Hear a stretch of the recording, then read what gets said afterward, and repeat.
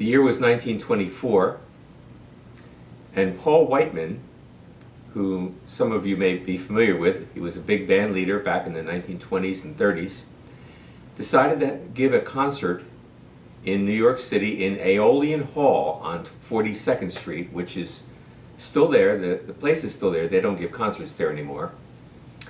And he was going to call this an experiment in modern music.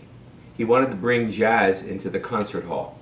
And he asked a number of composers to write music, especially for this concert.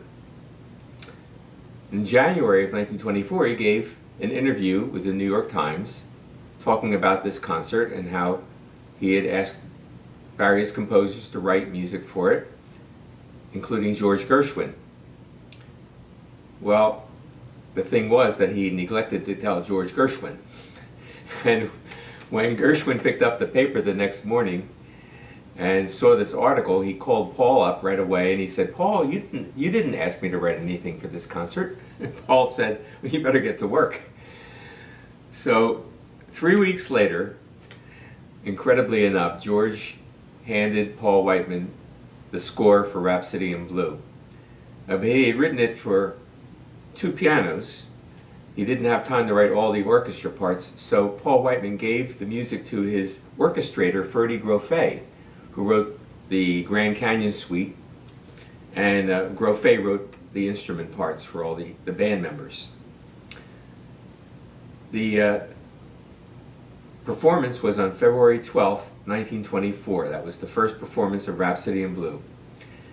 And the title came from an exhibition of paintings that George's brother Ira had seen in a gallery by James McNeill Whistler. Now you may remember this painting.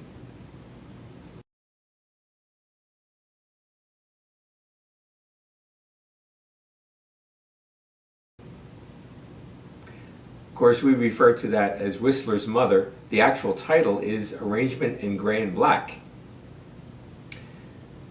And Ira had seen that painting along with some others of Whistler, including this one.